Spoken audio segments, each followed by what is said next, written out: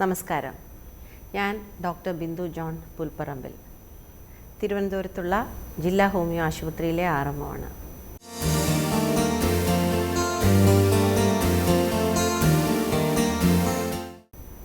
ഇന്ന് നമ്മൾ ചർച്ച ചെയ്യുന്ന വിഷയം വൃദ്ധജനങ്ങളുടെ ആരോഗ്യ പരിപാലനം അഥവാ ജെറിയാട്രിക് കെയർ. ജെറിയാട്രിക് കെയറിന് ഹോമിയോപ്പതിയുടെ പ്രസക്തി എന്താണ് എന്നുള്ളതാണ്. നമുക്കെല്ലാവർക്കും അറിയാം, ലോകമെമ്പാടും വൃദ്ധജനങ്ങളുടെ എണ്ണത്തിൽ ക്രമാതീതമായ വർധനവ് വന്നിരിക്കുകയാണ്. നീണ്ടു വരുന്ന ആയുർദൈർഘ്യവും നമുക്ക് രോഗത്തെ നേരത്തെ കണ്ടുപിടിക്കാനുള്ള സംവിധാനങ്ങളും മികച്ച മെഡിക്കൽ സംവിധാനങ്ങളുമൊക്കെയുള്ള സാഹചര്യത്തിൽ ഒരിക്കലും ആയുർദൈർഘ്യത്തിന് ഒരു കുറവ് കണ്ടുവരുന്നില്ല. പക്ഷേ നമ്മൾ മനസ്സിലാക്കേണ്ട ഒരു കാര്യം, ഒരു നീണ്ട കാലഘട്ടം രോഗാതുരതയിൽ ജീവിക്കേണ്ടി വരുന്ന ആളുകളുടെ എണ്ണം കൂടിക്കൊണ്ടിരിക്കുകയാണ്. ജെറിയാട്രിക് ഏജിൽ അല്ലെങ്കിൽ വൃദ്ധജനങ്ങൾ എന്ന് പറയുന്ന ഒരു കാറ്റഗറിയിലുള്ളവരുടെ എണ്ണത്തിലുള്ള വർധനവ് സൂചിപ്പിക്കുന്നത് നമ്മൾ അവർക്ക് കൊടുക്കേണ്ടുന്ന ഒരു മെഡിക്കൽ സംവിധാനത്തിൻ്റെ ഒരു സാഹചര്യവും കൂടെ ആനുപാതികമായി വർദ്ധിപ്പിക്കേണ്ടിയിരിക്കുന്നു എന്നുള്ളത് തന്നെയാണ്. കാരണം നമുക്ക് പ്രായത്തിനനുസരിച്ച് വരുന്ന ശാരീരിക മാനസിക മാറ്റങ്ങൾ അത് തീർച്ചയായിട്ടും ഒഴിച്ചുകൂടാൻ പറ്റാത്ത കാര്യമാണ്. പക്ഷേ നമുക്കെങ്ങനെ ഒരു വൃദ്ധജനങ്ങളുടെ നല്ല ആരോഗ്യത്തെ സംരക്ഷിക്കാം അല്ലെങ്കിൽ മെച്ചപ്പെടുത്താം എന്നുള്ള കാര്യം വളരെ തുടക്കത്തിൽ തന്നെ ചിന്തിച്ച് ചെയ്യേണ്ടിയിരിക്കുന്നു. അതുകൊണ്ട് തന്നെയാണ് ഈ ഒരു സാഹചര്യത്തിലുള്ള വ്യക്തികളുടെ ആരോഗ്യം നിലനിർത്താൻ ഒരു സമഗ്രമായ ആരോഗ്യ വീക്ഷണം വേണ്ടിയതിൻ്റെ ആവശ്യകതയും. നമുക്കറിയാം, ഒരു 65 വയസ്സ് കഴിയുമ്പോൾ നേരത്തെ ഉണ്ടായിരുന്ന രോഗത്തിൻ്റെ ബുദ്ധിമുട്ടുകൾ കൂടുതൽ കലശലായി ബാധിക്കുന്ന ഒരു കാലഘട്ടമാണ്. പുതിയതായി വരുന്ന രോഗാവസ്ഥകൾ തരണം ചെയ്യേണ്ടിയിരിക്കുന്നു.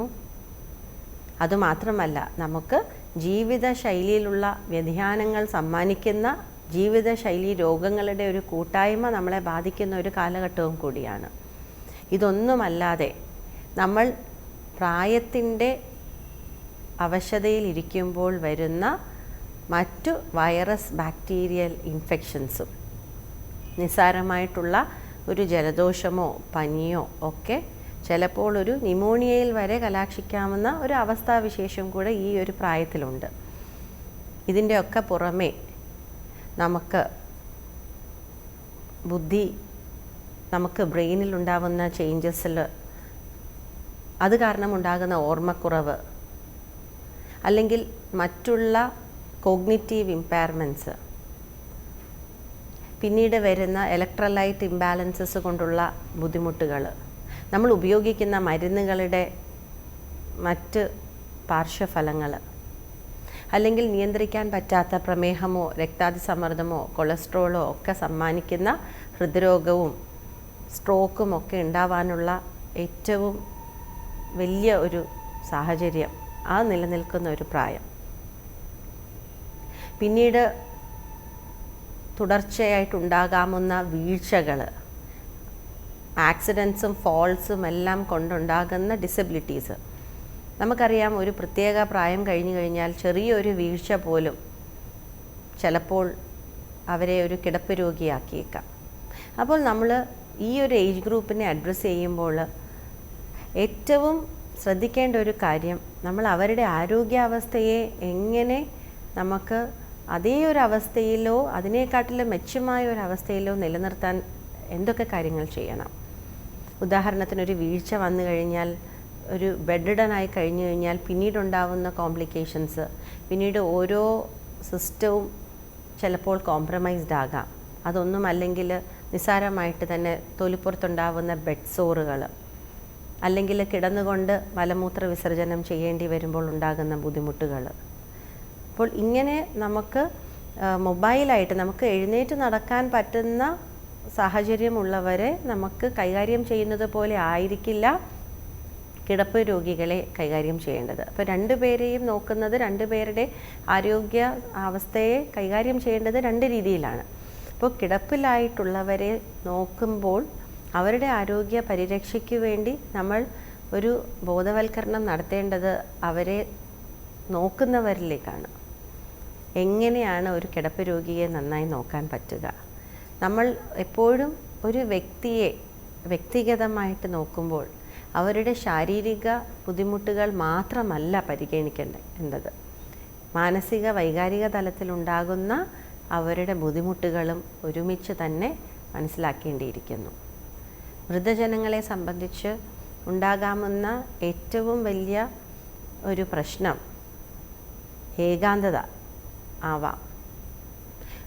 ഒരുപാട് ജോലി തിരക്കുകളുമൊക്കെ ആയിട്ട് അവരുടെ നല്ല കാലങ്ങൾ പിന്നിട്ട് കഴിയുമ്പോൾ പിന്നെ അധികമൊന്നും ചെയ്യാനില്ലാത്ത ഒരു അവസ്ഥയിലേക്ക് ആരോഗ്യം അവരെ കൊണ്ടെത്തിക്കുമ്പോൾ, കാഴ്ച മങ്ങുമ്പോൾ, കേൾവിക്ക് കുറവുണ്ടാകുമ്പോൾ, ഓർമ്മക്കുറവുണ്ടാകുമ്പോൾ, വായിക്കാനും പാട്ട് കേൾക്കാനും ഇഷ്ടമുള്ള കാര്യങ്ങൾ ചെയ്യാനും ഒക്കെ സാധിക്കാതെ വരുമ്പോഴൊക്കെ അവർക്കുണ്ടാകുന്ന മാനസിക സമ്മർദ്ദങ്ങൾ, ആശങ്കകൾ, ഉത്കണ്ഠകൾ, നമ്മൾ വേറൊരാളുടെ ആശ്രിതനായിട്ട് ഇനിയും ജീവിക്കേണ്ടി വരുമോ എന്നുള്ള ഒരു വിഷമവും ഒക്കെ അവരുടെ ഭാഗത്ത് നിന്ന് നമ്മൾ ചിന്തിക്കേണ്ടിയിരിക്കുന്നു. അപ്പോൾ ഒരു വൃദ്ധജനങ്ങളുടെ ആരോഗ്യ പരിപാലനത്തിൽ ഏറ്റവും ശ്രദ്ധിക്കേണ്ടത് അവരെ പോലെ തന്നെ അവരെ നോക്കുന്നവർക്ക് കൂടി ആ ഒരു ബോധവൽക്കരണം എത്തിക്കേണ്ടിയിരിക്കുന്നു. സന്തോഷമായിട്ടുള്ളൊരു സാഹചര്യം എങ്ങനെ നിലനിർത്താൻ പറ്റും? കാരണം അനാരോഗ്യകരമായിട്ടുള്ള അവസ്ഥകൾ നിലനിൽക്കുന്നുണ്ട്. ആ ഒരു അവസ്ഥയിൽ പോലും എങ്ങനെ അവരെ നമ്മൾക്ക് ഒരു സാധാരണ ദിനചര്യയിലേക്ക് മടക്കിക്കൊണ്ടുവരാൻ പറ്റും? അവർക്ക് ആവുന്ന കാര്യങ്ങൾ എങ്ങനെ അവരെ കൊണ്ട് ചെയ്യിക്കാൻ സാധിക്കും? ഞങ്ങളാലാവുന്നത് ചെയ്യാൻ കഴിയും എന്നുള്ള ഒരു ശക്തി അവർക്ക് കൊടുക്കുക, ഒരു സപ്പോർട്ട്, ഒരു മെൻ്റൽ സപ്പോർട്ട്, ഒരു ഇമോഷണൽ സപ്പോർട്ട്, അതൊക്കെ കൊടുക്കുക. അതൊക്കെ വളരെ പ്രധാനമാണ്. അപ്പോൾ നമ്മൾ ശാരീരികമായ ഒരു ബുദ്ധിമുട്ടിൽ നിന്നും അപ്പുറത്തേക്ക് ഒരു മാനസിക വൈകാരിക പിന്തുണയ്ക്ക് വളരെ പ്രാധാന്യം കൊടുക്കേണ്ടിയിരിക്കുന്നു എന്നാണ് ഞാൻ പറഞ്ഞു വരുന്നത്. ഇതിൻ്റെയൊക്കെ പുറമെ നമുക്കറിയാം, നിസ്സാരമായിട്ടുള്ള കാര്യങ്ങൾ, വിശപ്പില്ലായ്മ, ദഹന പ്രശ്നങ്ങൾ, പലപ്പോഴും മലബന്ധം തന്നെ ഉണ്ടാക്കുന്ന ഒരു പ്രശ്നം. ചിലർക്ക് അത് അവരുടെ സ്വഭാവത്തിലും പെരുമാറ്റത്തിലും പോലും അതിൻ്റെ പ്രതിഫലനം ഉണ്ടാകുന്നത് മറ്റുള്ളവർക്ക് മനസ്സിലായിക്കൊള്ളണമെന്നില്ല. പിന്നെ പലപ്പോഴും ഇപ്പോൾ കണ്ടുവരുന്ന ഒരു കാര്യം, ഇലക്ട്രോലൈറ്റ് ഇംബാലൻസസ്, സോഡിയവും പൊട്ടാഷ്യവും ഒക്കെ കുറഞ്ഞു വരുമ്പോൾ പെട്ടെന്നുണ്ടാകുന്ന പെരുമാറ്റ വൈകല്യങ്ങൾ. അതൊരു അപ്പോഴുള്ള ഒരു അവസ്ഥാവിശേഷം മാത്രമാണ്. കൃത്യമായിട്ട് രക്തപരിശോധനകൾ ചെയ്തു കഴിഞ്ഞാൽ അവരിലുണ്ടാകുന്ന ഇലക്ട്രോലൈറ്റിൻ്റെ വ്യതിയാനങ്ങളെ മനസ്സിലാക്കി കറക്റ്റ് ചെയ്തു കഴിഞ്ഞാൽ ഇത് മാറാവുന്നതേ ഉള്ളൂ. അപ്പോൾ ശരിക്കും നമ്മൾ ഒരു 60 വയസ്സ് കഴിഞ്ഞാൽ പ്രതീക്ഷിക്കേണ്ടിരുന്ന ചില അവസ്ഥാവിശേഷങ്ങളുണ്ട്. അതിലേറ്റവും പ്രധാനപ്പെട്ടത് തന്നെ വീഴ്ചയാണ്. നമുക്ക് ഒരു വ്യക്തി, പ്രായമായിട്ടുള്ള ഒരു വ്യക്തി വീട്ടിലുണ്ടെങ്കിൽ എങ്ങനെ വീഴ്ചയെ പ്രതിരോധിക്കാൻ അവരെ സഹായിക്കാം? അവരുപയോഗിക്കുന്ന മുറി, അവരുപയോഗിക്കുന്ന കുളിമുറി, അവയൊക്കെ എങ്ങനെ വെള്ളമില്ലാതെയും ഈർപ്പമില്ലാതെയും വെട്ടവും വെളിച്ചവും ഒക്കെ ആയിട്ട് നമുക്ക് ആ മുറിയെ സജ്ജീകരിക്കാം എന്ന് തുടങ്ങിയ ചെറിയ കാര്യങ്ങൾ മുതൽ അവർക്ക് അഥവാ പുറത്തേക്ക് പോകണമെങ്കിൽ ചെറിയ പിടിക്കാൻ പറ്റുന്ന ചില സപ്പോർട്ടുകളും ഒക്കെ വെച്ചു കൊടുത്തു കഴിഞ്ഞാൽ അവർക്ക് മറ്റൊരാളെ ഡിപ്പെൻഡ് ചെയ്യാതെ അവരുടെ കാര്യങ്ങൾ ചെയ്യാൻ പറ്റും. പിന്നെ ശ്രദ്ധിക്കേണ്ട ഒരു കാര്യം അവരിലുണ്ടാവുന്ന വൈറ്റമിൻ ഡി ഡെഫിഷ്യൻസീസാണ്.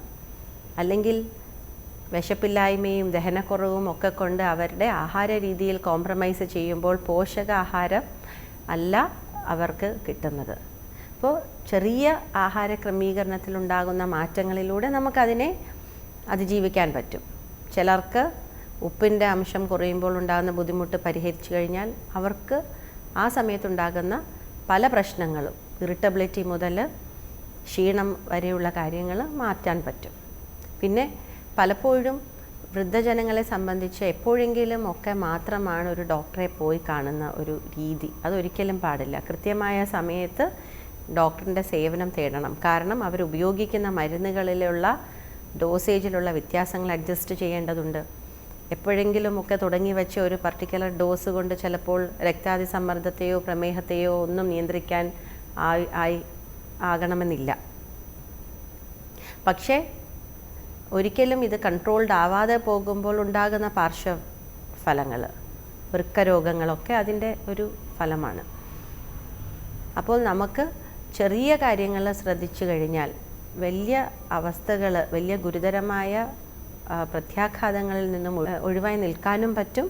നമ്മൾ ഏറ്റവും ഊന്നൽ കൊടുക്കേണ്ടത് വൃദ്ധജനങ്ങളെ സംബന്ധിച്ച് ഇങ്ങനെയുള്ള അവസ്ഥാവിശേഷങ്ങൾ വരാതെ നോക്കുക എന്നുള്ളത് തന്നെയാണ്. പിന്നീട് ഒരു 60 വയസ്സിൻ്റെയും 70 വയസ്സിൻ്റെയും ഒക്കെ ശേഷം ശരീരത്തിൻ്റെ സ്വാഭാവിക കോശങ്ങളിൽ ഉണ്ടാകുന്ന മാറ്റം ക്യാൻസറിൻ്റെ ലക്ഷണങ്ങളിലേക്കൊക്കെ എത്തിക്കാറുണ്ട്. അപ്പോൾ നമ്മൾ ചെറിയ ലക്ഷണങ്ങൾക്ക് പോലും നല്ല ശ്രദ്ധ കൊടുക്കേണ്ടിയിരിക്കുന്നു. മലത്തിൽ കൂടെ രക്തം പോവുക, നെഞ്ചെരിച്ചിൽ നിരന്തരമായി ഉണ്ടാവുക, പുളിച്ച് തികട്ടി വരിക, എന്തെങ്കിലും വ്രണങ്ങളുണ്ടായി കരിയാതിരിക്കുക, അതൊന്നുമില്ലെങ്കിൽ ചുമ നിർത്താതെ വരിക, രാത്രികാലങ്ങളിലുള്ള ചുമ, ഇങ്ങനെയുള്ള ചില ലക്ഷണങ്ങൾ സ്ത്രീകളെ സംബന്ധിച്ച് പലപ്പോഴും ആർത്തവ വിരാമത്തിന് ശേഷം ഉണ്ടാകുന്ന ബ്ലീഡിങ്, അല്ലെങ്കിൽ വിട്ടുമാറാതെയുള്ള നടുവേദനകൾ, ഇതെല്ലാം പരിശോധിക്കേണ്ടിയിരിക്കുന്നു. കാരണം നമ്മൾ നിസാരമായിട്ട് തള്ളുന്ന പല ലക്ഷണങ്ങളും വലിയ ഒരു അവസ്ഥയുടെ സൂചനകളാവാം. മാറിലുണ്ടാവുന്ന മുഴകൾ കൃത്യമായി പരിശോധന ചെയ്യേണ്ടിയിരിക്കുന്നു. അപ്പോൾ നമുക്ക് പ്രിവെൻറ്റ് ചെയ്യാവുന്ന പല ക്യാൻസേഴ്സുമുണ്ട്. നമുക്ക് തുടക്കത്തിൽ തന്നെ കണ്ടുപിടിച്ച് കഴിഞ്ഞാൽ, കൃത്യമായ ചികിത്സ ചെയ്തു കഴിഞ്ഞാൽ അതിൻ്റെ അടുത്ത സ്റ്റേജിലേക്ക് എത്താതെ നമ്മളുടെ നല്ല ജീവിത നിലവാരം നിലനിർത്തിക്കൊണ്ട് പോകാൻ സാധിക്കുന്നത് കൃത്യമായ പരിശോധനകളിലൂടെയും കൃത്യമായ ആരോഗ്യ വീണ്ടെടുക്കുന്നതിലൂടെയുമൊക്കെയാണ്.